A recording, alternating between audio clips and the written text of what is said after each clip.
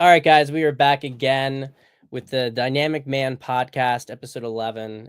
And this time we have with us Monica Almaguer, who is the host of the Marriage, Mind, and Money podcast. Close. And we are, I'm just I, going to go. I, I need to rebrand. I don't mean to interrupt you. Please proceed. No, what were you going to say? What were you going to say? What was the? Yeah, it's the marriage, money, and mindset. But Oh, that's marriage, okay money, mindset. because really, I only talk about marriage and money when it comes to do with money and marriage and mindset. Anyways, go. Well, I want to rebrand. That's a whole nother topic. But yes, I'm just it's marriage. Okay. All right. I'm sorry. That's so rude of me to interrupt my own introduction. Well, it's rude of me to get it wrong. So I think that you're on point to interrupt with it. No, and I was just gonna say, speaking of me being doubly rude, Monica asked me to come and do a short podcast with her, and she does these sort of shorter 15 to 30-minute shows. And I was like, no, let's do longer. Let's talk. I really wanted to talk to Monica. I wanted to do more here. And eventually, I hijacked the whole thing. It's like, okay, now you're on. Now I'm hosting. Now I'm on your show. It's all good. That's all good. So especially because your primary platform is X and my primary platform is YouTube. So yes, yeah, I think it works. So but today we're going to be talking about, I think, a topic that, it's a perennial topic, especially today, but bringing game to your marriage. Really, how do you keep your marriage, exciting and passionate as years go on, and sort of what is does game change from when you're dating? Does game change within your marriage? Is there a different style of it? So I'm really excited to talk to you about this, Monica. So why don't we dive right into this? So what do you think? What do you because you're coming from the woman's perspective, tell us a little bit. First off, I think this probably is the right way to go, is tell me a little bit about, your marriage and what brought you into this space. Well, I've been married for 10 years. We've been together for 15. It is not my first marriage. But there's a lot of backstory. So really how I kind of got to this place of being involved and having and hosting this marriage podcast is I went through kind of my own personal transformation in my marriage simply by going on testosterone and really figuring out whoa, I understand what you guys are going through now. But that created this whole chain reaction for really trying to up my game in marriage. And I saw that the actions that I took really impacted my husband. And then he started because he was so happy with getting all the sex, naturally, because that's what you guys are all about. That he started treating me so awesome too. And it just created this amazing chain reaction. So I actually set out to try to do this podcast to teach women of how to be better wives and how to, show up better for their husbands. And I think on a whole, men do a really great job.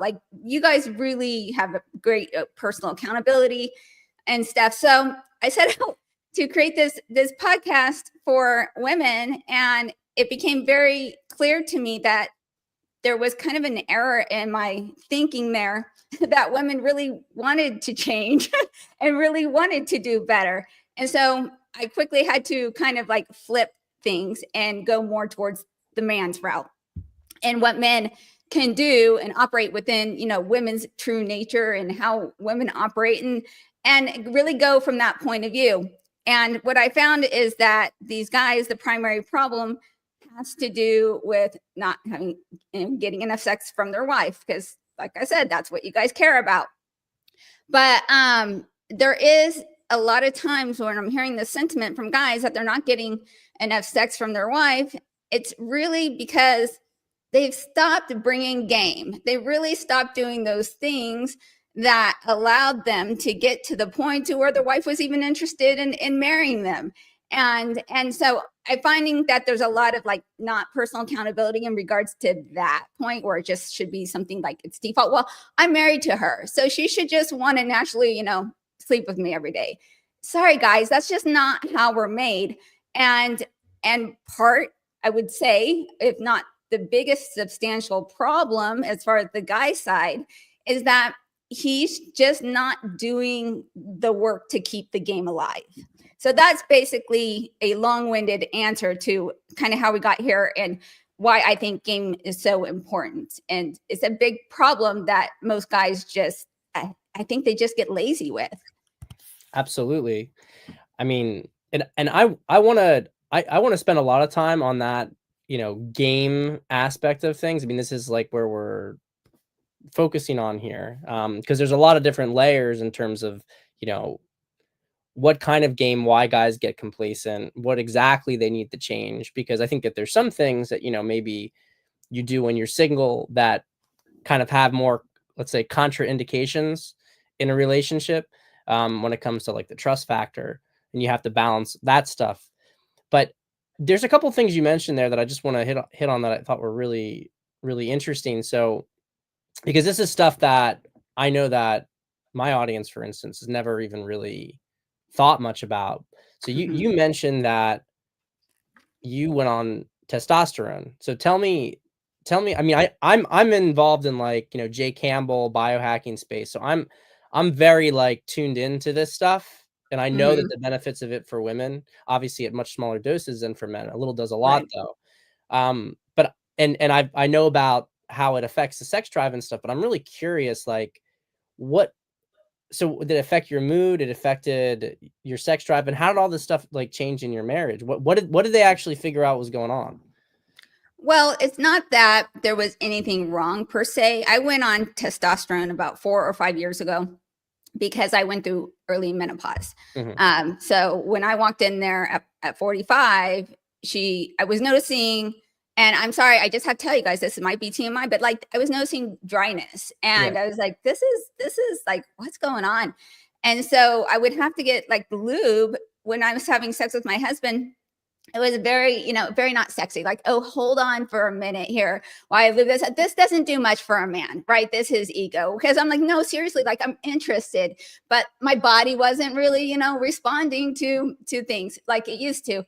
So I did go and get my hormones checked, and she's like, "You have the hormones of a 55-year-old woman." So yeah, I went on the estrogen, which helped the dryness, and the testosterone, which just bumps the drive. Now, we were probably like once a week, very average. I mean, this Mhm. is statistically very average, nothing really wrong per se, but it was really like, oh my God, instead of being like, yeah, I could take it, I can leave it, it became very much like, baby, let's go, come on. And so naturally, like he's feeling like, of course, this is awesome. And so, about 4 or 5 times a week, just now I wasn't just waiting for him to initiate. I was actually being the one who initiated. And it was something more of like, no, I need to do this. It goes from a indifference to a yes, it's driving the drive. And it's really something I'm kind of like, it's like my bandwagon. I feel like I need to have a t-shirt that says go and have sex with your husband today. Because women truly do not understand the profound impact that having sex with their husband frequently, like what that does for them. Yeah. Because that man, when he is sexually satisfied, he will give you the world. Like he will do, it just makes him so happy. And it's like, it's 10, 15 minutes. It's not a big deal. But unless you are actually on testosterone, and I don't blame women for not understanding because I was in the same boat. But unless you're in and actually experience it for yourself, and I'm not even but at a sliver of what you guys are still at. I'm like at 100 dose versus you guys range what, like 400 to 1,000, somewhere in Yeah, there. that's about right. Yeah, operating at a sliver, a fraction of what the average man walks around. The sheer self-control you guys must exert on a daily basis. Like it blew my mind. So, anyways, I am just like, women, you don't even know what you're doing when you're rejecting your husband. So yeah, it really does affect your desire, your drive, and when you are showing up in that way to your husband in the way that he wants to, it's important to him. It profoundly just changes the entire operations and of your marriage. It just makes it amazing. So I'm a huge advocate for testosterone, and I almost think that like it should be in the water. Let's just Yeah. get rid of Yeah. fluoride and let's just put testosterone. You guys don't have enough testosterone either. This is an issue. True. Testosterone rates have decreased over the last 4 or 5 decades. So man, let's just dump the fluoride, put the testosterone in the water, and everyone will start saving some marriages. Everyone will start fucking, Yeah, exactly. and I mean, everything's like gonna we'll get all be better. happy, right? Yeah. Yeah. Well, it is interesting to think about how people are having so much less sex than they used to, and notwithstanding the hypersexualized culture, um, and it is interesting to think about like how this is affecting things. So like how many relationships are plagued by it, and was it always actually even a case? We talk. That's actually something I'm thinking about as you say this. We're talking about how male testosterone has decreased over years, but is it possible that women's testosterone has also decreased over the years too? Or did women used to be more horny? I don't know. What do you think? Do you think that there's I something to that? no, I don't think that comes into play because the average testosterone level for a female runs between 10 and 40 normally. Mhm, So I'm actually now at like double to triple what mhm. even a woman's peak level of testosterone, and it's not her primary driving. Sure. Estrogen's more the primary driver. So no, I don't think it's impacting women at all. Okay. Um, so what are some of the things that you noticed when you started having like specifically when you started having sex going from like 1 time a week to 4 to 5 times a week? What started to change specifically in the way that your husband was responding and treating you? What was happening is like one of the first things that he did is he booked this entire trip to San Diego. Like he planned everything. He booked this dinner cruise for us, and we went to SeaWorld, and like he just planned everything. We went to a Padres game, and he just like it just puts a little pep in his step. And so it was, that was like the big thing. In fact, it was so different at some point. Like he sat me down and he asked me if I was cheating on him Hmm. because because like I had in his mind I must be doing something wrong, like that I'm trying to make up for in order for me to be treating him so good. So yes, the mood is more of the estrogen part of it. The testosterone I really saw more impacting like the drive. And then of course that drive translated more into him just in every aspect, just being in a, he's not irritable. You guys are get like backed up and irritable if you don't have that. Well, if you're not having that irritation there, then you can just by default operate life smoother and less grumpy. So it was more of just a slowly like showing up and being in a better mood because he didn't have that problem to deal with. Yeah, I think for men, obviously there's an element of just, biological physical need, but I think, and it's not really even talked about in a lot of the circles with men, partly because I think there's a shame element to even acknowledge it. But for guys, sex is really there is such a high amount of validation tied to it. Right. So when especially when they commit to a woman, the fact that she still wants them, the fact that she's doing things, this is so it's like that she wants to sleep with them. This is so so so powerful for a guy. It's so powerful, and it motivates and makes him want to conquer the world. Right. So I think that's another thing that is not as much understood by women. Um, Oh, absolutely not. Yeah, no. But no, we don't get it. so Speaking on behalf of the female population. yeah, can you like talk a little bit about like the female mind, especially since you have like, I mean, not that you're not still have like a woman's mind, but you know what I mean? Like Oh no, what yeah, I always say I'm a dudes in a female body. Not that I'm trans at all, but I just it I just naturally am very logical. Like on a scale of 1 to Vulcan, I'm like a 7. So I definitely can bridge that gap because I understand you guys a lot. And not I always have, but in regards to the sex drive now as well. But I'm also still very much a girl. Like I yeah. got all those emotions too and all those things. So I do think I can really understand both sides very well. I'm sorry, what was your original? Where'd you go, my man? No, I just Oh, had like where did someone. sorry, what was the question? No, I'm like very curious about like how like you said women don't understand. Oh, okay. So what is like so what is so now like you have your own kind of innate desire to have Right. sex. But would Right. you say that prior to that it was much more like responsive? Like what motivated you to want to have sex with your Right. husband Right. Well, or I I always say the best motivator for sex is a playful dominance. Very much. Oh, this could be like a whole course here. In fact, I'm creating a course just Mm, about this. But basically, there's really like 6 components to attraction and the thing that's necessary to create desire. Now, sometimes when you're trying to create desire from a woman's point of view, it's not necessarily in even creating desire. It's more about like removing the blocks that may be there. The biggest block that guys have for women is going to be her brain, her mhm, mind. And when I say this specifically, it has to do with we're thinking about hundreds of things all at the same time. And I always say imagine either all these computer tabs open or like a sports book, and there's a primary big screen you may be looking at. But in a woman's mind, like there's all those little other mini screens happening at the same time. You guys have 2 screens. You have like what is going on in front of you right now and sex. That's it. And then when you're done with that, whatever's going on, then a new screen comes on and the sex is still there. That one never closes. The new screen comes on and there's one. We're not like that.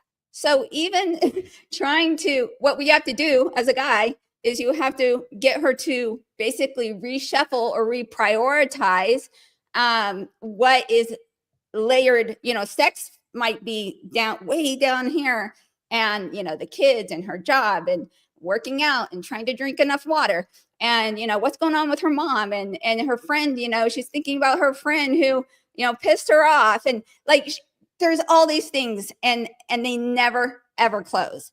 And so for a woman, oftentimes she will literally forget about sex and that the fact she's a sexual creature. Like she'll just yeah, forget. yeah. And so there's sometimes if she's not menopausal, she's 20 to 45, 50, her hormone, her ovulation will come in and be like tapping her on the shoulder, being like, this needs to be a priority now. And so during those times, she'll get that reminder. The hormones will remind. But the rest of the time, really, it's about being able to get those other things kind of shut down or reshuffled in order to allow her to remember, oh, sex is there. Hmm. That's so interesting, and it really dovetails with something that I've observed, and and I'm going to talk about this just for a second from like the woman, what the woman on her end does, because the man obviously, we will talk about this, but obviously his role is to facilitate that reshuffling, right? Correct. Taking stress off of her plate. It's one of the reasons why, like, if have a really stressed out woman with a lot of responsibilities, she's typically not going to be in the mood for sex, right? Right. Because she's just got so much else on her mind that you'd have to displace, and you'd have to like almost convince that like it deserves priority. Right. Um, but it also sounds like to some extent the degree to which, like, if a woman doesn't think of herself as a sexual creature, if she doesn't sort of choose to be sexual, then you're going to always have some roadblocks getting a woman to want to have sex. If that's just something that, whether it's because of like self beliefs or general kind of beliefs, that can create a real barrier, right? Yes. So how do you as a man deal with that? Because, you know, one of the things that, like, can you seduce a woman, for instance, over a long period? I mean, I'm sure you can do it. I think people can do it in like a shorter time horizon. But let's say, can you game a woman into wanting to have sex if she has like core beliefs about herself or about sex that make it so that she slots it as either something she's not doesn't really associate herself with or is low priority. No, yeah, that's very valid. Like the example that I was thinking when you're talking about that is maybe a woman who is raised in an extremely, strict religious up, upbringing, and she may have waited for sex, which is fine. If you choose to do that, but more so like, oh, sex is for procreation only, or you don't touch yourself and you don't do those things, and she doesn't even know her own body, and she may view everything beyond missionary style like as dirty. So there are certainly upbringing that would maybe come into play there. Or she might have been like, oh, sex is only for, it's basically that the kids come around, and now her mindset, instead of being primarily a sexual creature, now it's mom. She identifies as Yeah. being solely, and mom mode is 100% completely real. Like, it is very difficult for, I won't want to speak for women in general, but for me, if the kids are home and like we shut the door, we lock the door, and like I can still hear them, like I have to really, really concentrate trying to shut down those tabs. Like it is a feat for me to shut those things off in the moment, to really be in the moment. And so there's a lot of obstacles for women mentally, and identifying as a non-sexual, or not making a priority to explore yourselves and figure out what you like and you don't like. It is a big barrier, and that only guys can maybe encourage. And it, it's an obstacle. Yeah, because I've almost felt like when you're dealing with a woman like that, you almost you have to challenge the belief. You like a lot of the game stuff almost can become like tactical, and you're not gonna get like a strategic breakthrough with it, because you're always gonna have this headwinds, and you almost have to challenge, like, how do you think about yourself? How do you think about sex? Right. Um, like, as you said, mom mode is definitely a real thing. And guys have, and I've pointed this out for guys. Some don't even really ever see it in themselves, but the Madonna whore complex, the division within men of wanting to have, a really sexual woman, but also having like this sort of like pure motherly kind of person that they committed to. And I think it's like a fragmentation when it comes to women, and that sometimes guys, especially in really like, I use this word like never, but legitimately like misogynistic cultures, right? Mm-hmm. Where that they don't, um that women almost are slotted into those kind of roles, like you're either a whore or you're the really pure Madonna woman, right? The wife. And then those guys get really frustrated, so they typically cheat on their wives, right? With the women who are more sexually available, who they despise to an extent. But I think what's less, and women have their own corollary, right? The lover provider. But what I think is less commonly understood is that women also slot themselves, I think, into those categories. They can trap themselves in those categories. And so some women, when they start to think of themselves as a mother now, even if they maybe were a little bit more wild before, when they start to think of themselves as a mother, it's like, that's not who I am anymore. It's not part of my identity. Yeah, they turn And it off. Yeah. yeah, and I think a lot of guys who married a girl thinking, hey, we have this thing, and now it's shut off. So, and so for those women, I do think a lot of it has to be with them, consciously accepting that part of themselves and not rejecting it, and being able to sort of like wear different hats. You know what I mean? Like, right Mm-hmm. now I you're the know. mom, right Mm-hmm. now you're, the wild girl, right Right. now. And if you're working like a job right now, you're in work mode, right? Right. Maybe you have to put on more of a masculine hat in that role. And that juggling of roles and identities, I think, is very it's very difficult for women. But how would you recommend a guy try to break through with one of those women? I always, and it's going to sound bad. Sometimes I'm always like, oh man, this is going to sound so bad when I say this. you have to train your wife. Hmm. And everything that you're doing is either is training behaviors with your responses and with how you lead or not lead in your home. If you're seeing something, if you see even a small portion or movement toward the behavior that you like, or I say that's good, and when I say good, meaning behavior you want to see more of, you go over the top with your praise, appreciation, like, oh, this is awesome, thank you so much. And because humans, we have two motives. We either we want to, we want the praise, or we're afraid of something. So it's either fear or reward. Those are our two mechanisms of how we can do anything, how we can inspire change in any regard.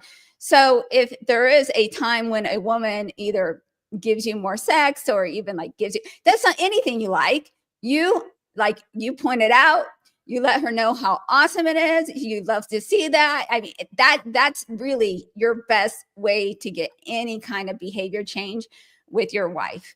And then on those times when she doesn't do the things, it's the whole picking your battle thing. But yeah, basically, this is why I always tell men, like, don't say no to duty sex. I know Hmm. you guys don't like it, but you're missing that opportunity. There's a lot of problems. This is a whole nother discussion, but I view duty sex as like she's at least making the effort, and that effort should be rewarded. That effort shouldn't you be like, oh well, your effort's not good enough. Like, I know that you don't want to, but she's doing it at least because she knows it's important to you. It can't be duty sex every time, but I'm like, you're missing the opportunity. And then second, women are responsive, so sometimes she doesn't really vibe it in the moment, and then she gets going and she's super happy, and she's like, oh, I like this, we should do this more. It reminds her, it's a reminder of who, that she is a sexual creature. And then she'll get into it, and then if she doesn't, she doesn't. But and then lastly, you're removing that opportunity for you to give that positive reinforcement. Thank you so much, that's so awesome, you make me feel so good. Hmm. So men really, I think this duty sex thing is something you guys are looking at really, really poorly. I get it, even if I get that you don't like it, that she can't be limp fish. She has to like make some kind of minimal effort when she shows up. But yeah, use every behavior, every effort as a positive reinforcement to get the behavior of those things you want to see more of. So that's amazing advice. What do you think about like negative reinforcements of things you don't like? Because this is always like a delicate area, because the feminine grows from praise, and you can Hmm. really shut down a woman with criticism. It's almost like you delivered an important bit of information, but the emotional effect of the information ends up creating a negative reinforcement pattern. So, how do you recommend going about with constructive criticism, and really how often should it be used sparingly? What do you recommend for guys?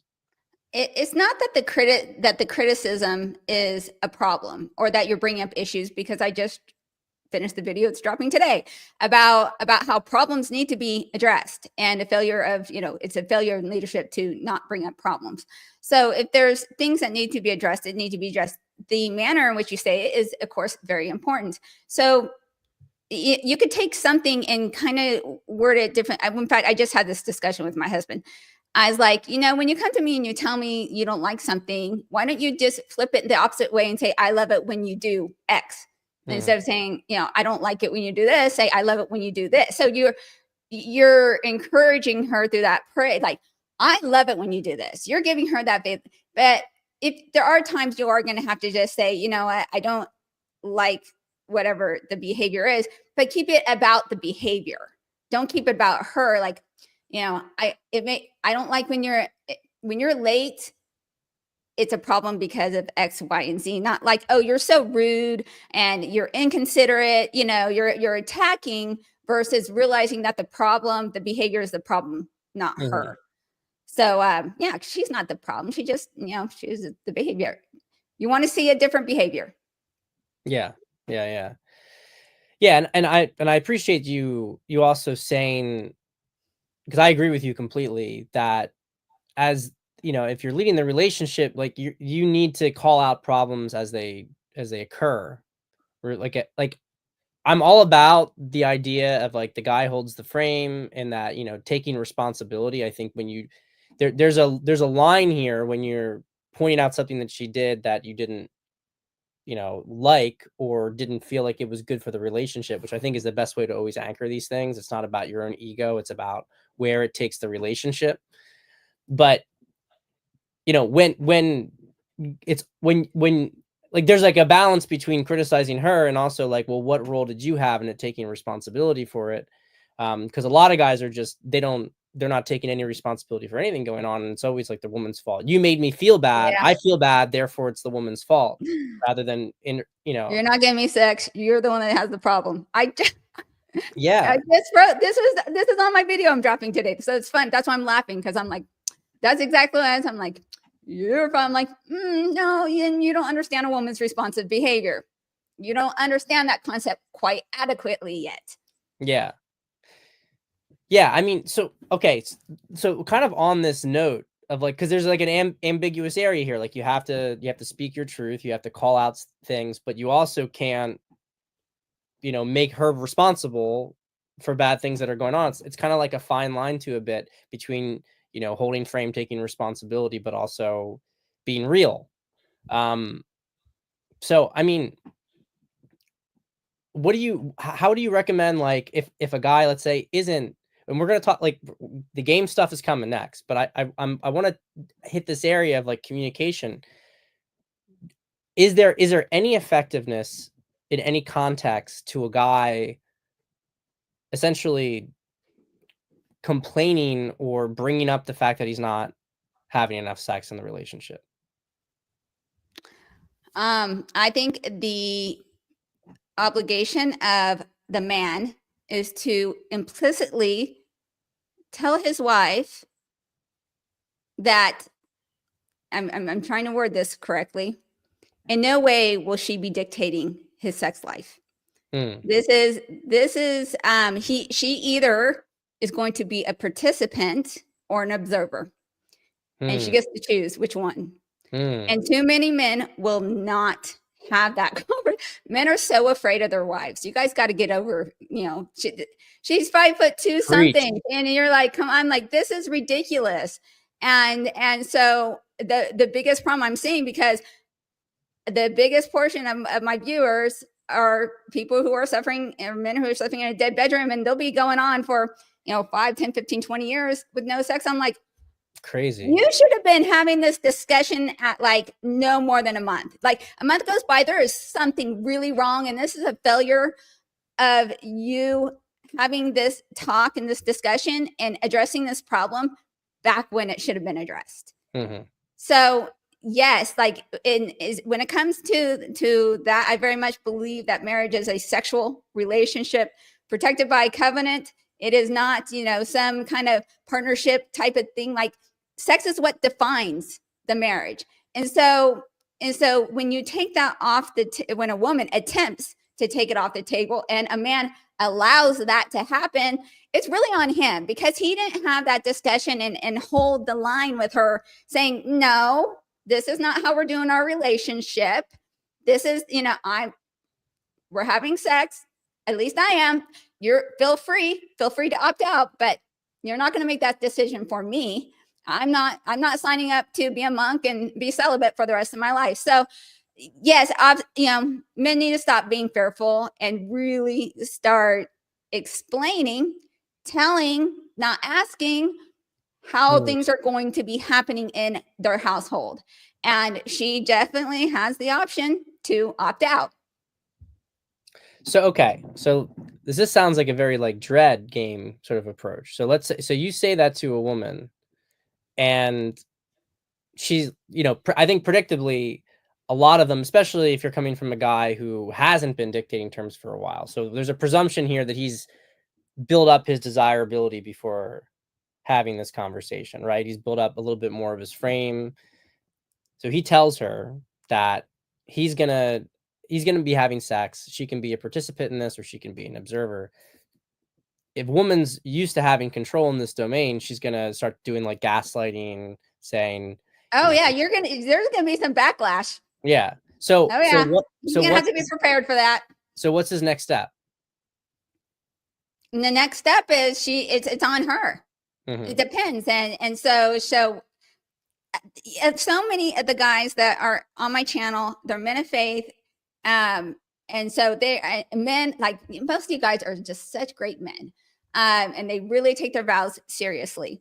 But the moment that you take away your ability to and your willingness to walk, this is your ultimate trump card. Too many men are like, no matter what happens, no matter what, I'm not divorcing.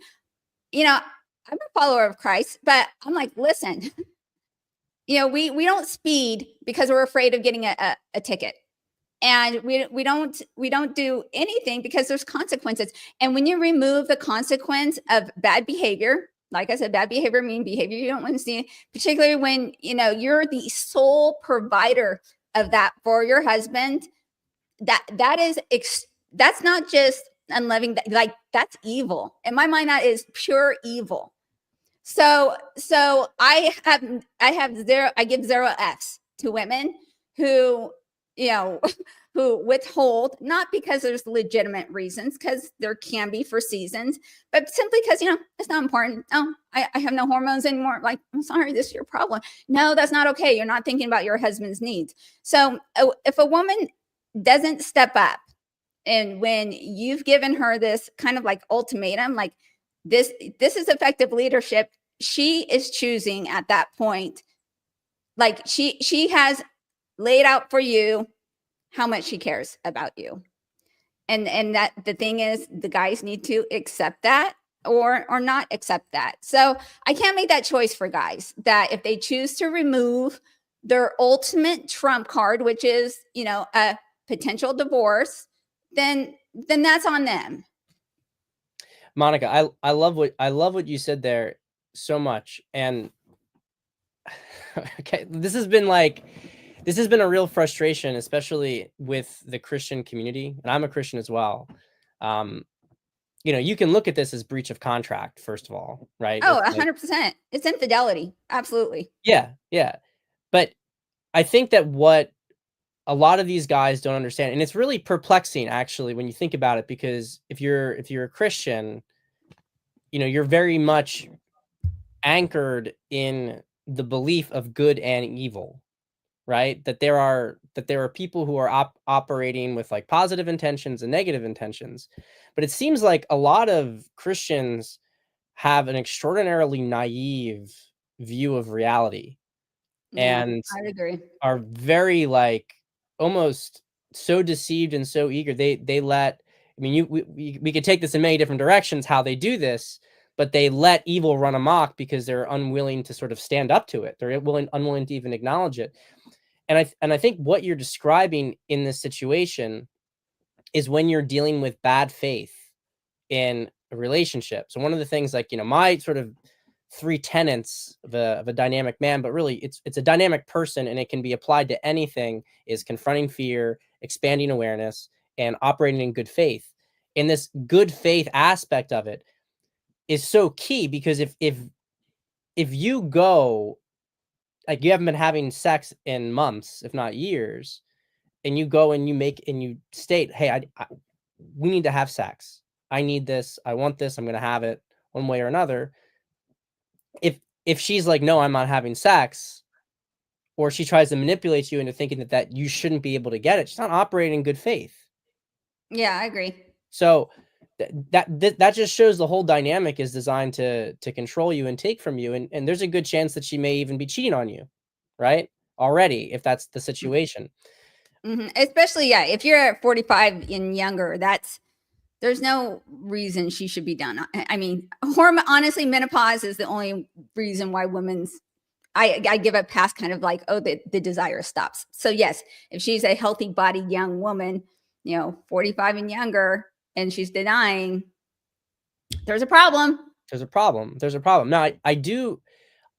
So the way I've sort of categorized attraction broadly is into desire and comfort.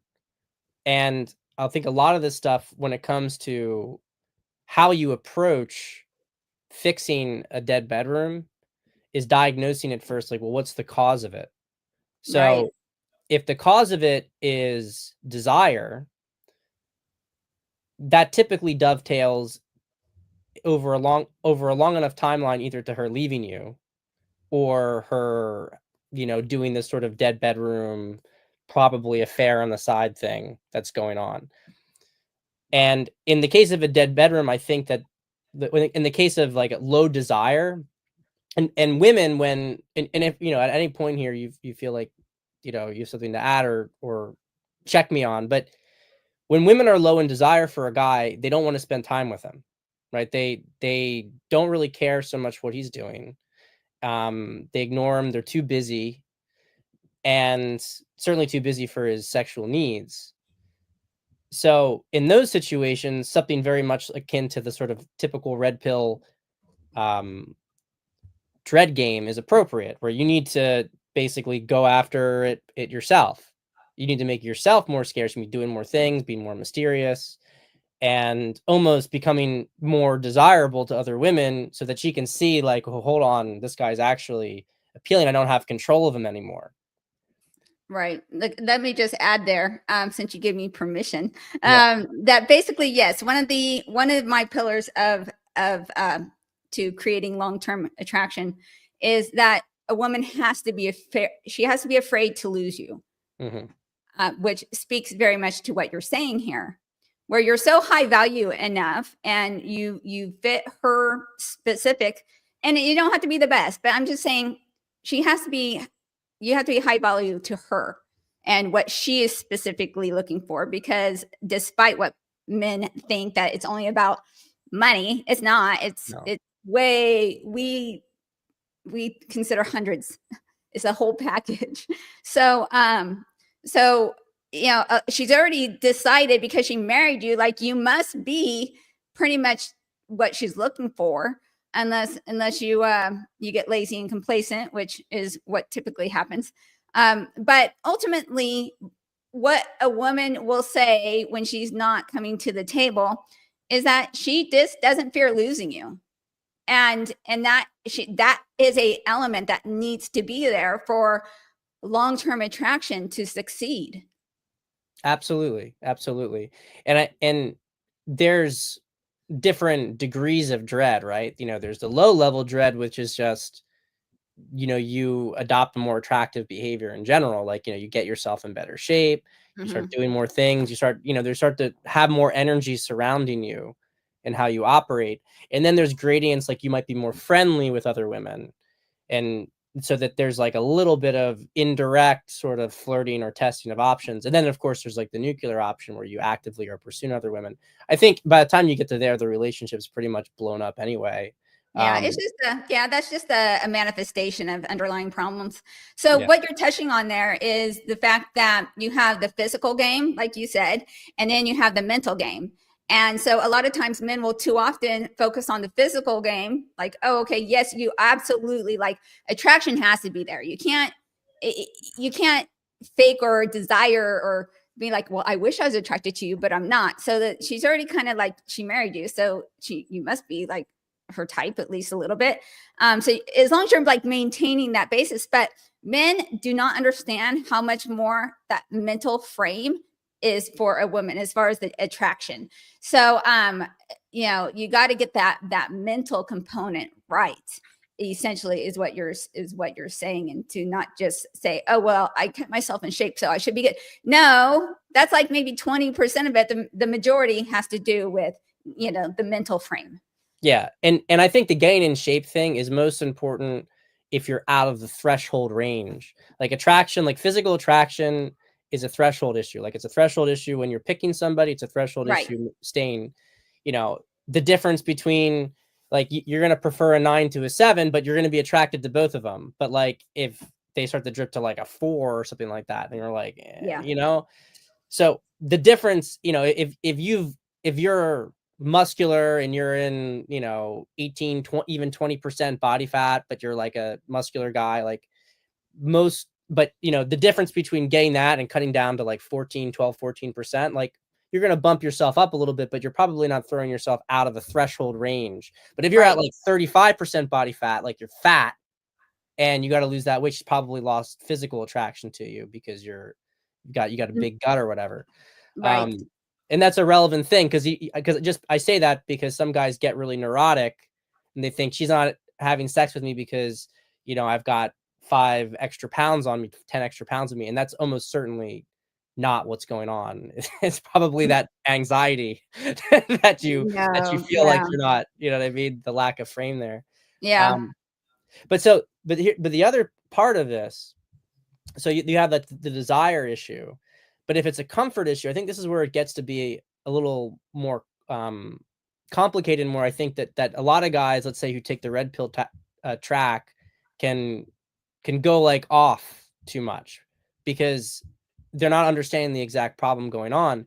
If the reason maybe you're not having sex in a relationship, and to be honest, I think this is typically more common, at least in the beginning stages, because as you pointed out, Monica, there she got with you for a reason. And yes, some women get into a relationship for transactional reasons.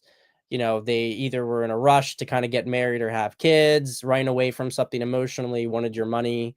They weren't really thinking it through. But typically she's married you because on some level she loved you, right? And Mhm. she was attracted to you. So the fact that she doesn't want to sleep with you anymore is going to be, if you haven't become like a slob, is maybe not because she doesn't inherently desire you, but because the connection and the dynamic has really fallen apart and she doesn't feel a sense of comfort with you. There's less trust. Like you're preoccupied with other things. You're not prioritizing any kind of like romance or connection in the relationship. And Mhm. so in those cases, anything beyond the sort of low level dread where you're just trying to get yourself in, better shape, be a little bit more, masculine of a frame, anything beyond that, like if you're actively trying to go flirt with other women when you're already kind of ignoring her, you're you might get some like short term like chase reaction, but you're going to get drama, which is what characterizes low comfort dynamics. Like a woman's going to create lots of drama in the relationship. And Mhm. Yep, yep. We're good at that. yep, yep. So I mean, I think that diagnosis portion is really important. So with that said, like how do you, and obviously, it's not that always just one or the other. It might be like mostly one and a little bit of the other.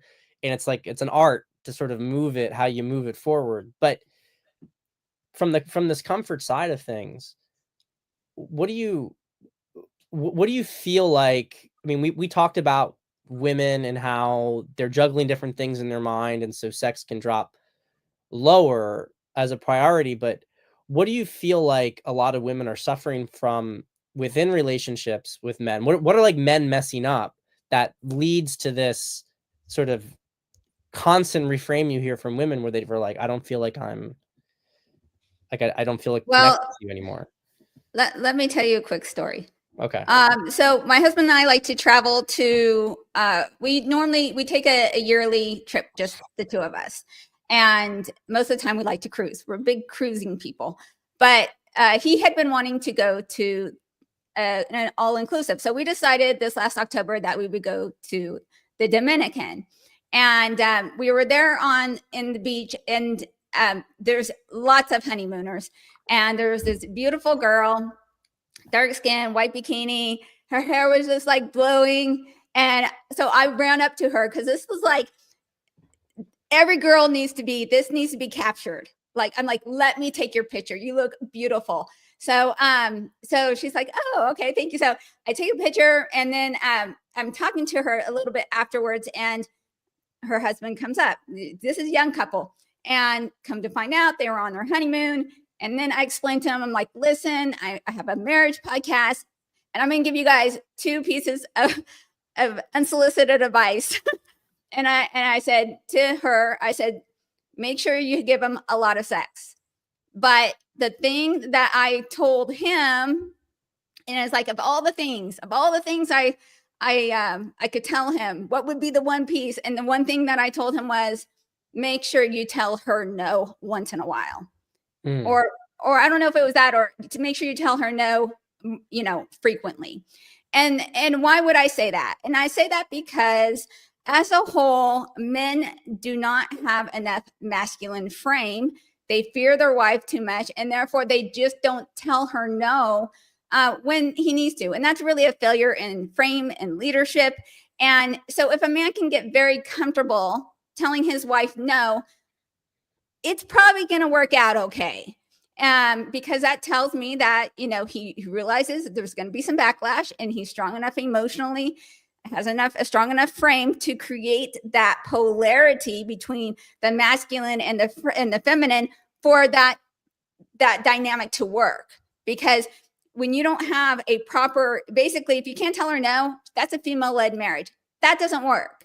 Mm-hmm. Not for long term. It might be for short term, because she can't respect a man she can control. Mm-hmm. So a man who is telling her no, that's an uncontrollable man.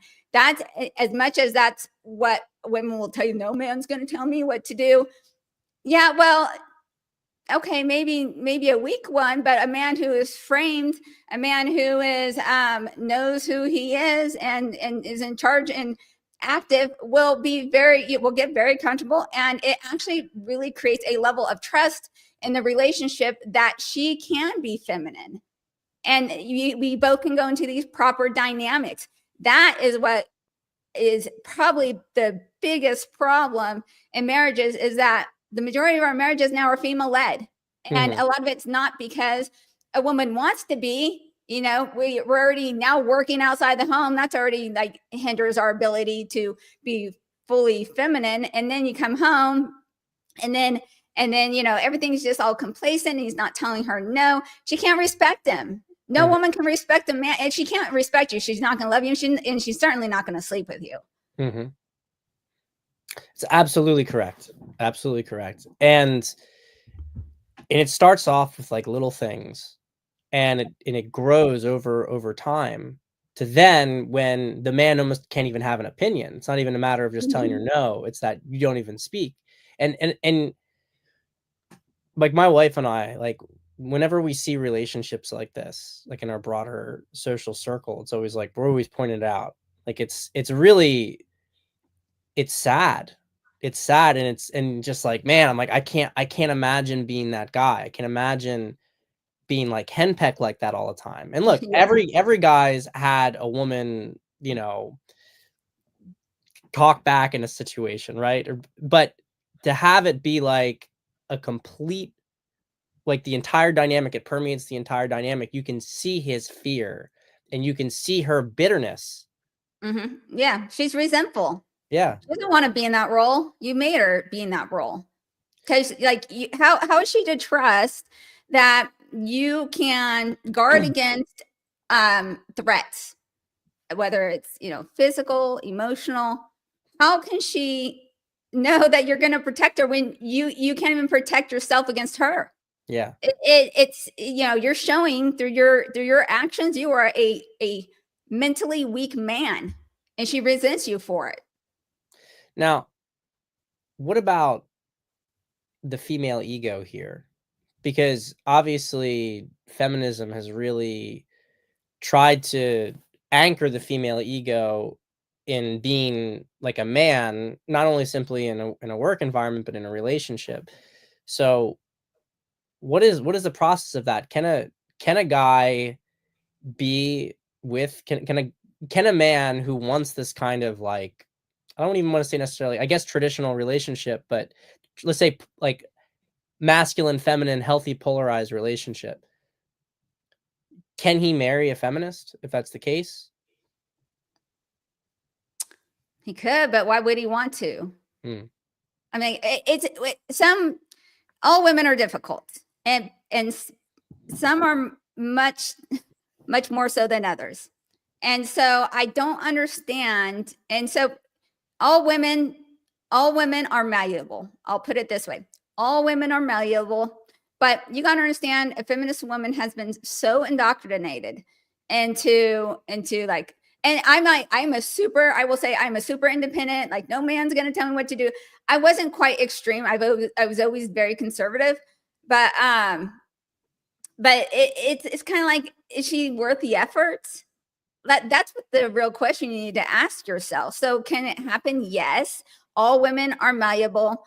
It can happen. It's just a question of, is she worth it? Yeah, and I think, it's kinda interesting that you mentioned you're conservative, but you're also kinda, like, independent, um, because I've noticed this as, like, a fascinating phenomenon that a lot of liberal women are very ideologically feminist, but are actually, like, in dynamics, very submissive, and I don't know whether they cling to the ideology because they want to feel it makes them, like, feel more powerful if they cling on to it, but they're actually very, very weak and often incapable of handling difficult situations, whereas a lot of conservative women are anti-feminist, but in some ways, they can almost, like they have, like, a real, like, aggressiveness to them sometimes. Now, what I will say is that I far prefer the latter to the former in most cases because I believe that even though how do I put this? So much of a woman's belief will ultimately dictate her direction. And I think that men are drawn towards independent spirited women anyway. I don't think that men really they want a woman who's feminine and submissive, but they don't want a woman who's weak. Like weak Yes. women are liabilities and they're not trustworthy, they're not loyal. So I think that there's this dynamic that guys have to reconcile and balance that they might get a conservative woman who maybe dispositionally is a little bit more like Feisty. embodies the sort of strong feminist Mhm. woman, but she's not ideologically aligned with it. And so if you're showing up as a man, especially if there's a consciousness of it, I think she'll start to surrender to you because she wants that dynamic. Whereas what you get with like the sort of very naturally feminine but weaker liberal woman is this like situation where she's really dependent on you, but she won't do what she won't ever let you lead. So you have this like mess. And I've seen it because you have these like weak guys with the women, but they're kind of trained that way from the woman because she's in this messed up situation. She can't handle things. The guy wants to take care of it, maybe. She yells at him. She won't let him take care of it. So he starts to become deferential to her. And now she's more weak and more. It's a real mess. It's a real mess. Yeah. Um, And the longer the dynamic's been going on, the more difficult it is to correct. Just like, when if you're trying to correct a 3-year-old versus, a teenager who's like pretty much grown and almost ready to get out of the house, like you can, but it's just going to be a lot more work to do so. So yeah, feminism had its role. Like women really did need equal opportunity, but now it's completely been hijacked into this, women are better than men, and it's just been a disaster. I do think the pendulum is swinging the other direction. Women have realized that this i this idea we can do it all, we can be it all, there's a lot of weight on your shoulders that we're just not really built to carry, that we're trying to carry. And so I do think that kind of it's going in the back in the right direction. And having the ability or the right to work is the options. Women needed the options. We mhm. have those now. That doesn't mean that if a woman's not working and she's a stay-at-home mom or works from home or part-time, whatever, that she's bad or anything like that. We just needed options, and we have that now. Yeah, I completely agree with you. And one of the things that's, and maybe some people on the right, like they want to pull all of it back. I'm always a big person, like believer in choice. Hmm. And I don't like, especially from a legal perspective, I don't like to take away choice. And there's a lot of women out there who do want to work and they want to be able to They want to be able to have, careers, and they have a way of doing things that they want to do. And maybe it's because they just want to be completely financially independent, or maybe it's because they have a real passion and they want to be able to pursue it. I don't believe that they should be precluded from it, but there's something very wrong with a culture that glorifies that as the route that women should be taking. And Right, right. to like, there's a big lie going on about really to women about what they really might want. And from my observation, I mean, I don't think that women want to do nothing. I think women have always the whole 1950s, like, stay-at-home mom, do nothing all the time, but, like, well, I don't wanna say they didn't do nothing, it was actually a lot of work, but I'm trying to deconstruct for a moment this sort of narrative that has existed, that women were not meant to work or do anything, whereas reality for most of history, they did work. They worked on the family farm in a different kind of role, you know, Mhm. they worked at the family business. It from a they like to be in more like part-time roles, I've found today. Like, they like having flexibility, less burdensome hours, and the only time that rule's usually broken is when they're really passionate about something. They may want to do it for a longer period of time. But typically, I think that most women prefer like a 20 to 30 hour gig a week, Yeah, whereas guys, I think 40 to 60 is where, if they're depending on the work that they like to do, right? right. Yeah, So definitely. I think you're right on point there. We definitely, the flexibility is the big key. And we do want to work, and we do get personal satisfaction out of that. I know I could never not work. Sometimes it drives my husband nuts. I'm like, I'm sorry, I'm so business gearing. He's like, oh, but so yeah, we do need that fulfillment. It can be very, very fulfilling. I will say, however, that if a woman doesn't, if she's married, a married woman doesn't want to work, I think it is a man's duty to do what he needs to do to make that happen, absolutely. as long as the kids are in school. And then once the kids are out of school, because she's just adding on this extra layer. There's a lot of downfalls for a woman working outside of the home when she has young children, like the mental burden and load and more of those open tabs. It's just going to create a very masculinized woman who's stressed out all the time. So for the benefit of the marriage, I would like it to, be tapered during the time the kids are young, and then it can rev back up as the kids are either older or whatever the case may be. There's seasons. You have to figure Absolutely. out when you choose to have children, um you have to taper back on your personal goal. I struggle with this. I would probably work 10 to 12 hours a day if I could. I'm just built this way. Mhm. And I have to really focus and be like, when I chose to get married and have children, that means that I have to put my personal stuff aside for the times when they need me most. I'm in that season right now. They're 11. I have 11-year-old twins. So I have to, 3 or 4 more years, they're going to be up. They're never going to be home. Then I can work as much as I want to, at least while my husband's gone. When he's home, forget it. Forget it. He expects to have a wife. No, but that's it. I mean, talking about the different seasons of a woman's life, and because raising kids, especially in those early years, really is like it's a full-time job unto itself. So, I mean, to have a woman have to work on top of that, even if you have to pay for childcare then presumably, or what, that she's not having a chance to see the kids, it's a very stressful situation. So being able to have flexibility not only in terms of like hours in general, but flexibility in terms of seasons of life. And also, I think that there's something to be said for doing their own thing where they can kind of create internal flexibility if they want to, versus working for somebody else. When I think that there's issues that happen there where their their time is now more important to the employer than it is Right. to the family.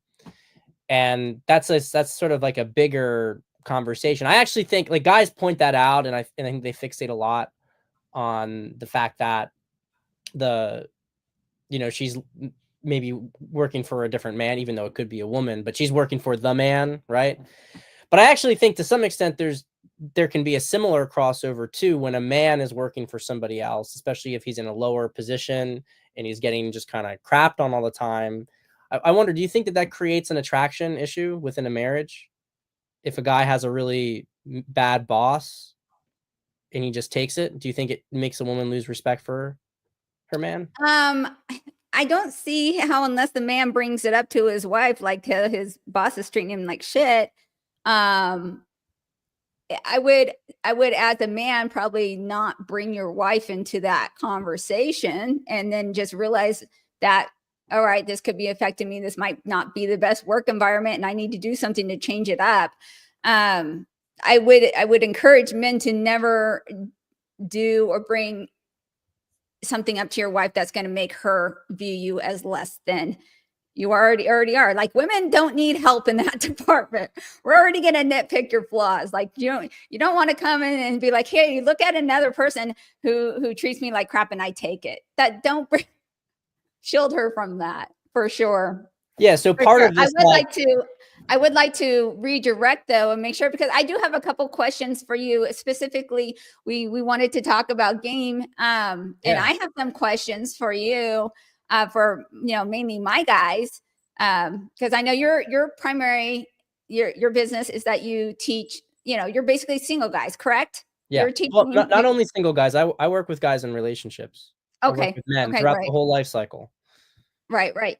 So, but most of my viewers are men who are married, and I'm like, okay, if I'm telling these guys that you need to not be complacent and that you need to make sure to continue to flirt and have game and maintain and be high value, so that not only will she have sex with you because she's a good wife, and the duty sex, but like, how do you really inspire that? How do you really inspire her desire to have sex? And one of the tools is to continue to have game.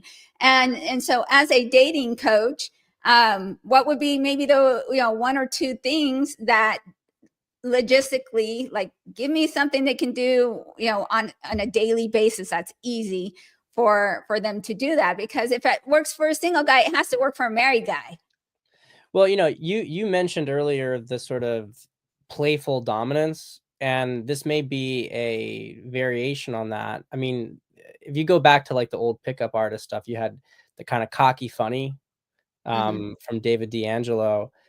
That was such a simple concept, and obviously there's nuances to it in terms of the degree, but the bottom line is that having that attitude where you're almost like you're not afraid to tease her, you're not afraid to mess with her is so important. Like, I can feel in my marriage the moments when let's say our communication gets way too much into, Logistics. yeah, it slips into like too many Yeah. facts, or Yeah. like, and you can just feel the energy. It's like I'm like, I look at the text because I look at guys' text messages in their life, and I look at, I'm like, these texts suck, you know?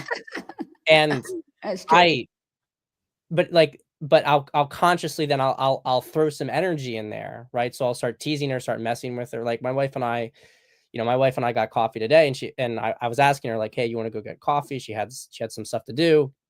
So he was trying to figure out with her schedule. And she's like, "Okay, I can go at 11:30." I'm like, "No, like, can we go then?" I'm like, "No, I'm busy." And she's trying to talk to me in person, and I'm like, "Check your phone." So I'm like making her go check the phone where I'm responding to her. She's like, "What is?" And I'm saying like, I got a date with a pretty girl then. So she's like Ah, seeing this. So I'm like just messing with her, but you could like it was that bringing was all really this. important, because that does inspire jealousy. That's an important component too. Yeah. So I was Not that it teasing her. inspire you're not serious, but that triggers something. That triggers something in the female mind. Like, what? Well, it was And that's a important. You need to create that false competition. Yeah, and she knew also that, like, I was talking about her, but I wasn't saying it was her, I was saying it was somebody else, you know what I mean? So it was Yeah. like there were these layered things, like, it wasn't. And, Yeah. Oh, you I know like that. I like that. Yeah, flirting. Just like yeah, I just yeah, flirting's a big, big thing, and you're right. Like, you kind of forget, and you have to be very intentional.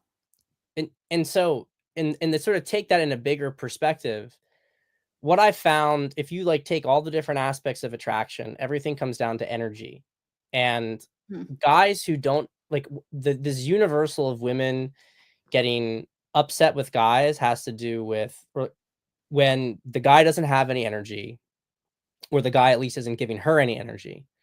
And so it's like you need to be doing things.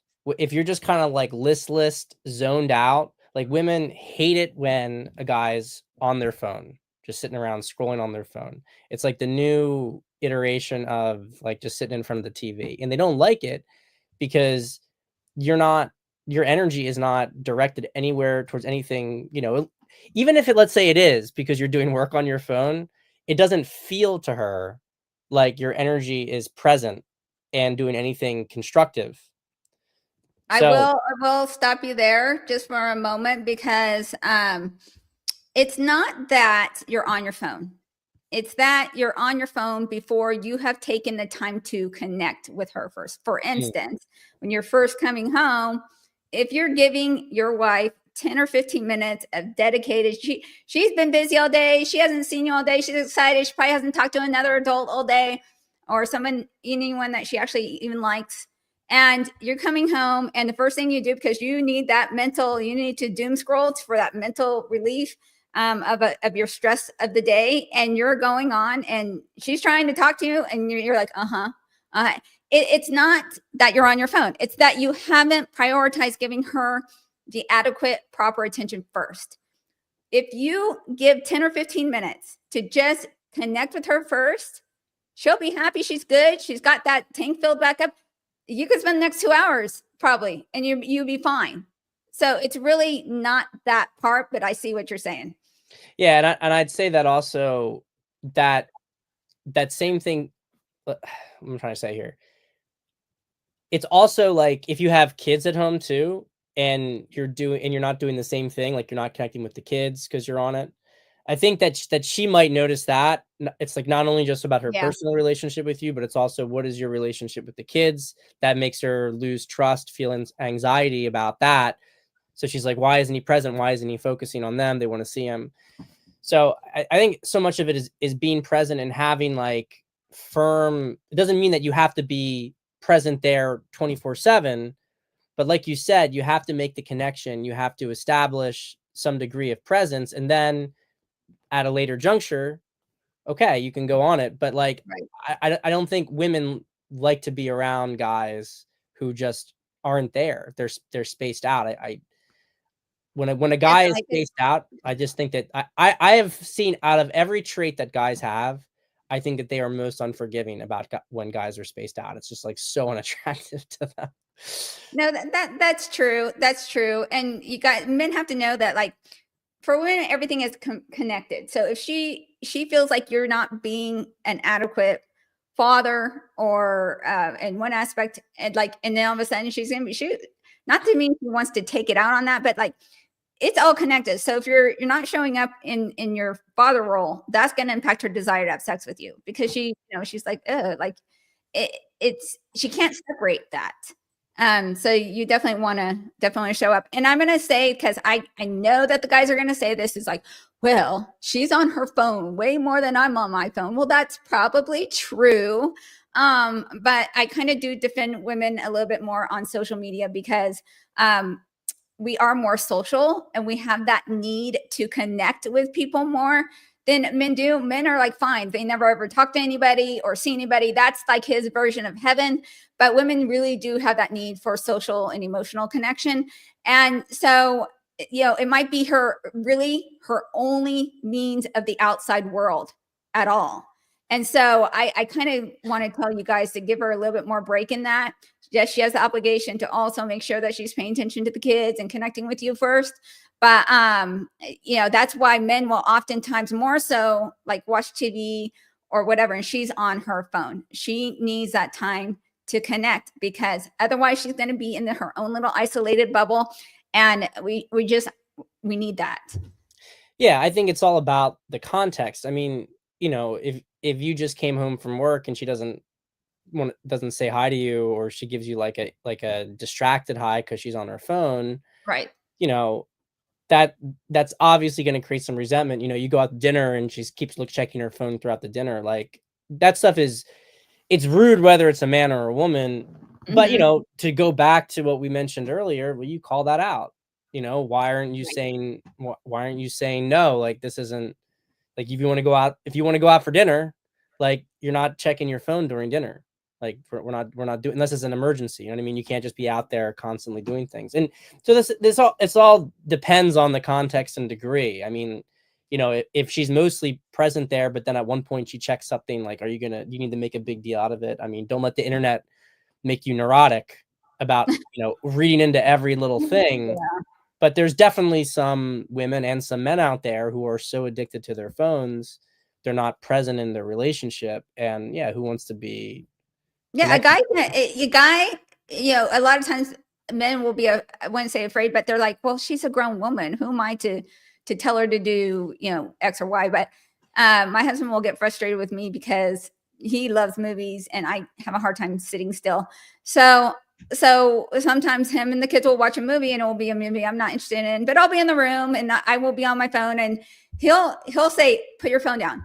He doesn't say, will you put your phone down, or are you going to watch a movie with us? He'll just say, put your phone down. So you have to be very comfortable with starting to instruct your wife of behavior. It's not rude. It's just a statement. It's telling me, I see what you're doing. It's not acceptable. Kind of fix it. Yeah. And in terms of how you keep the relationship going, I mean, I think part of the game, like, so we talked about the sort of a amuse mastery, sort of flirtatious cockiness, that's, that playful dominance, right? Right. um but I also think in the beginning, you when you were pursuing her, you were doing cool things, right? You were creating some Yeah. degree of interest and energy Right. in life. And, like, no, you don't have to be doing, like, crazy stuff all the time, especially if you have, practical obligations around you that don't let you just do that. But you should be taking trips together. You should be having regular date nights. I also think if you have kids at home, kind of like what you were saying earlier, if, juggling the different things in her mind, even if the kids are in the house or trying to have sex, I think taking her out to a hotel on a regular basis, to have, like, an environment where you guys can really have sex. And I'm not, it's Right. not for every session, obviously, but to Right. have that so that you have, like, a period of time where you can really focus on each other.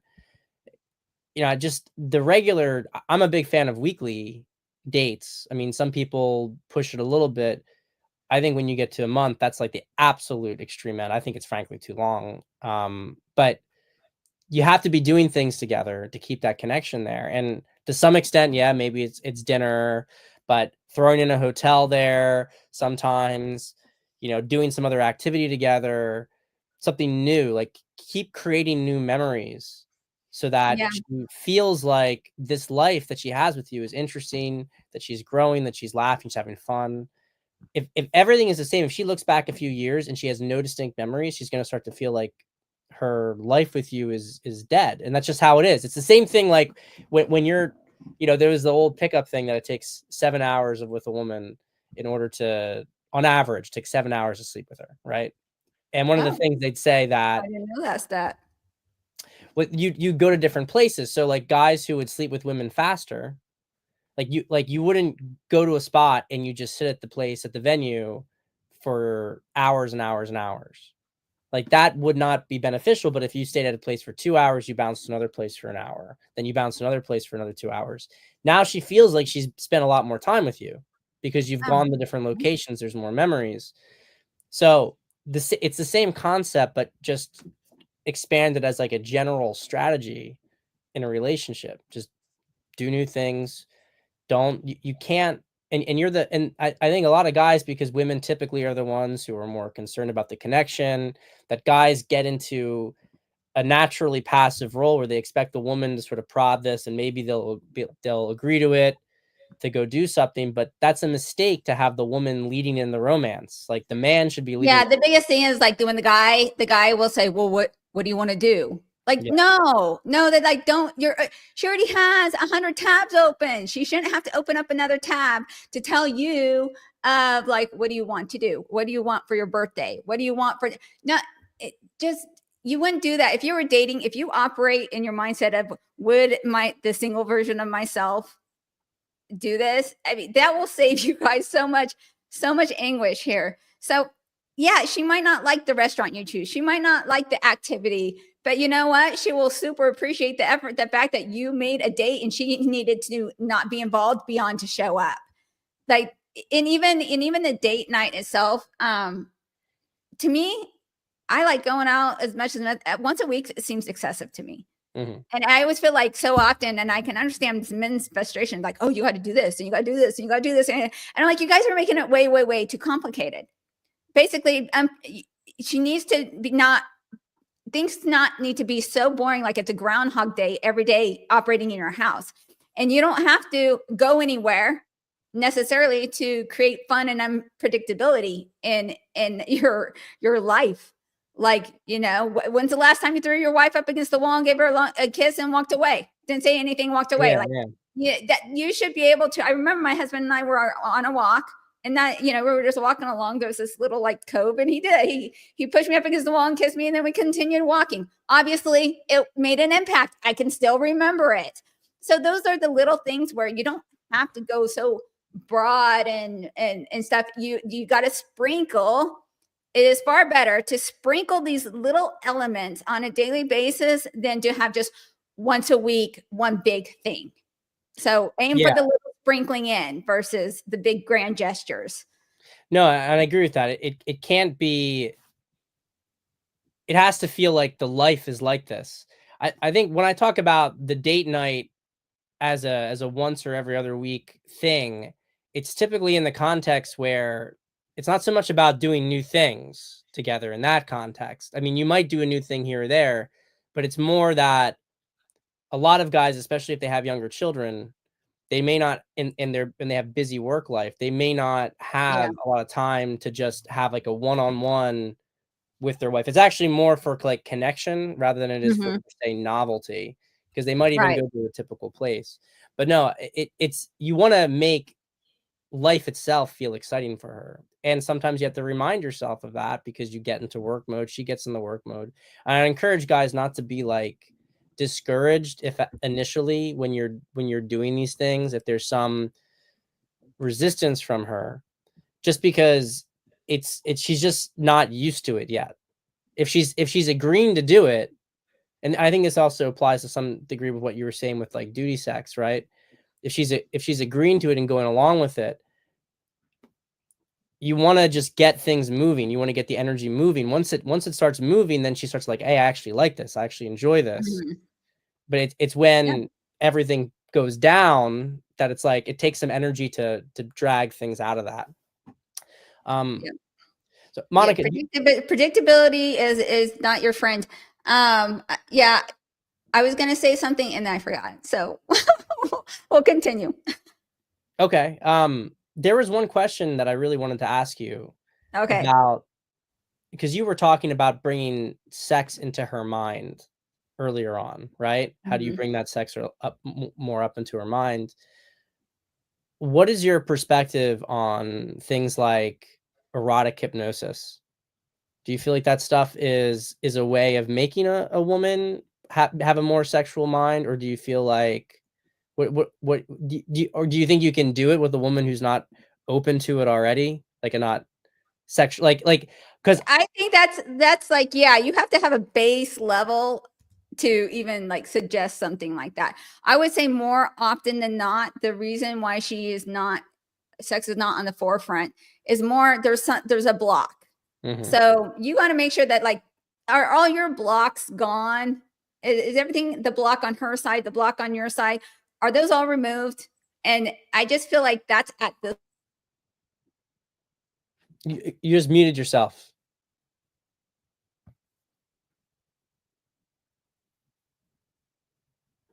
You muted yourself by mistake. Oh, I'm There you sorry. go.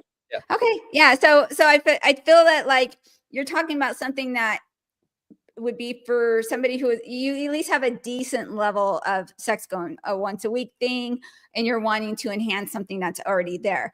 But on a whole, I think that focusing on removing potential blocks would be necessary before you can make that kind of step. I think that's kind of like high level. Yeah, I agree with you. And what is the, I think if a woman typically to really be into that has to already be like pretty horny about the Yeah. situation, She's like, oh, what else? Like, okay. Yeah, Yeah. yeah, yeah. Yeah. Um, what do you find that those blocks typically are? I mean, beyond like what can a guy do to remove those blocks? I mean, obviously you have the basic stuff like if she's over stressed because she's working a job she doesn't want to have, like okay, obviously making more money so she doesn't have to be at that job anymore. But what do you find typically as in your experience those blocks are for a Okay, woman? so are you referring to blocks on her side or blocks with the guy? Because it's either going to be within herself or she has the problem with the guy. I'd love to hear both that you have. Okay. With a guy, it could be that she's just not physically attracted to him in whatever capacity that is. Maybe he got fat. Maybe he doesn't have good grooming. Grooming is essential. I'm a former dental hygienist. And trust me, that's important. Mm, So if you are on point, if she starts suggesting to you that you might need to visit the dentist, there's a reason she's bringing that up. So don't make it difficult that she wants to be physically close to you, like you keeping everything scaped right. That's important. Our noses are very sensitive. We smell everything. So you're either going to smell really amazing to us or you're going to smell really bad, one mm. or the other. So the physicality is a big thing. Another thing, as far as overall just feeling turned off, is a lack of frame, which we've already dove into. So the frame is probably mentally the biggest thing. If you're physically fine, like you can look all that. Have you ever seen The Emperor's New Groove?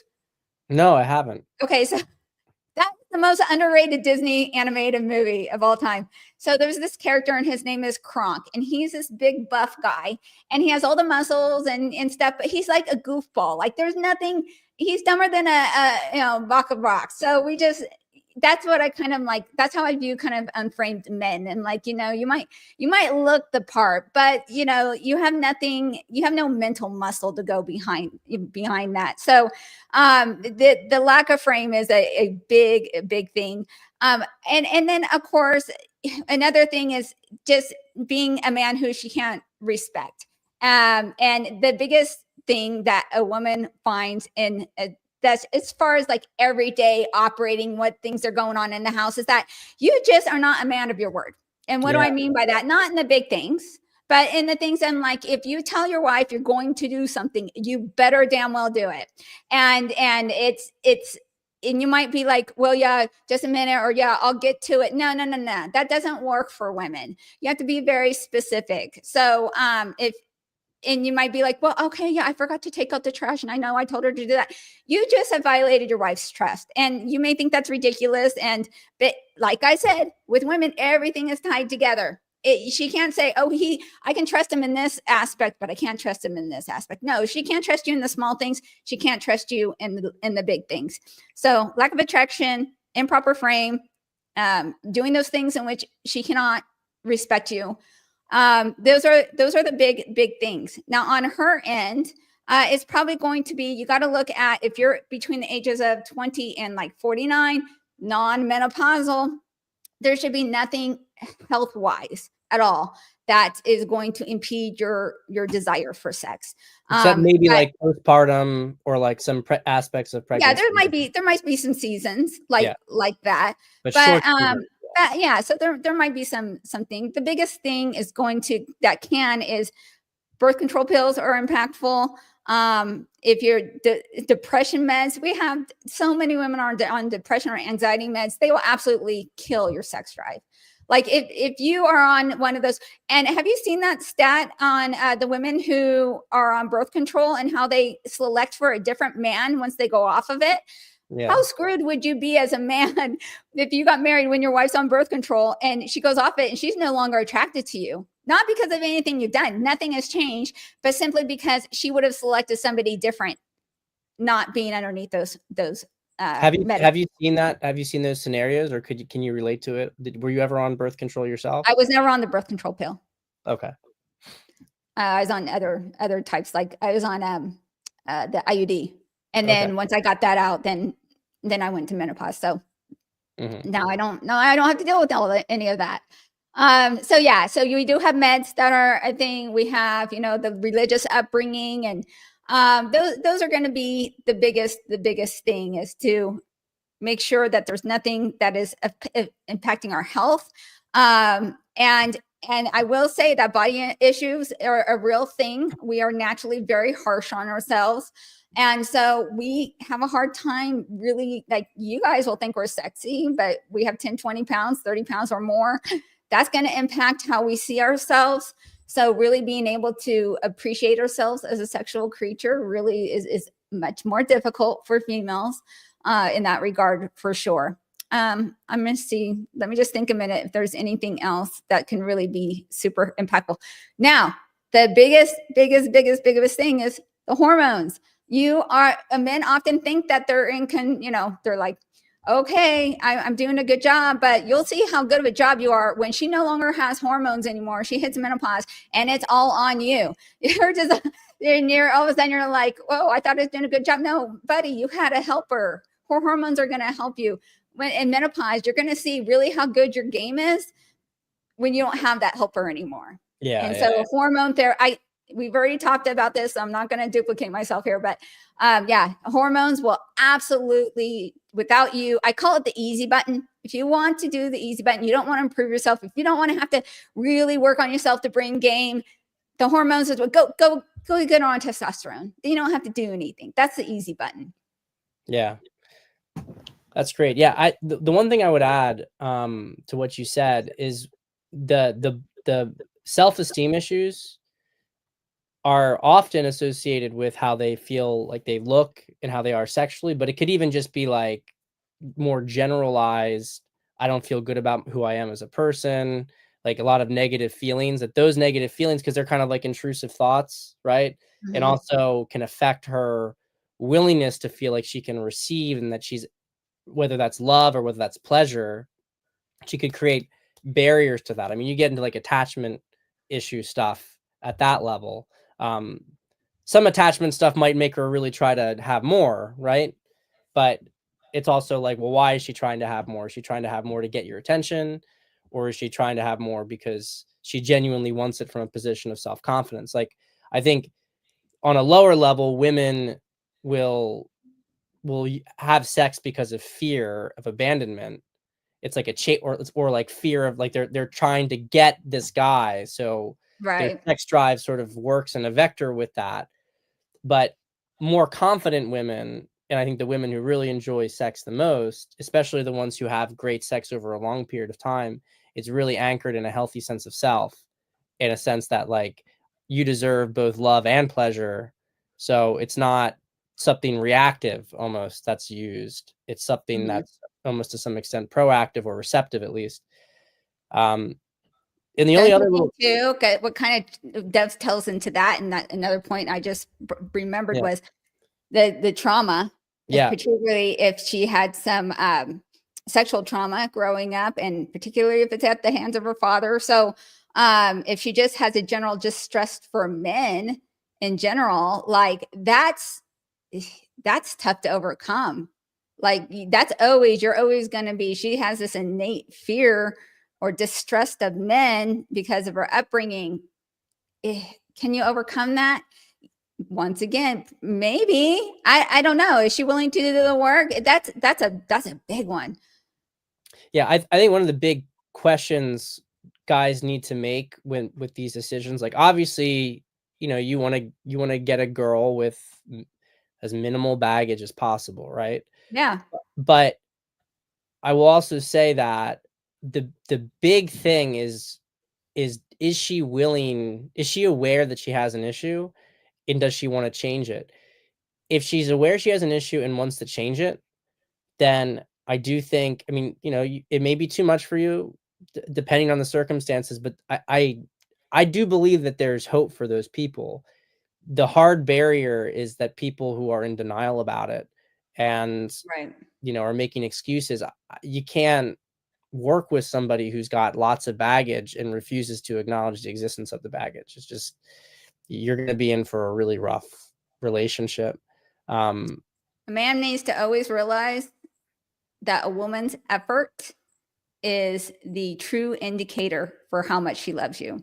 yeah. So, I mean, that if she is not even willing to acknowledge, a problem, even if she doesn't feel it's a problem for her, but the fact that you have a problem with it and her willingness to address it because it's your problem, so therefore she cares about it as well, that really shows her level of like love, and effort is everything. So like you're saying, if she is willing to acknowledge and make the effort in the moves, that you can work with that. But if a woman is not worth, giving you the effort, she's kind of made her it very well known how important you are to her.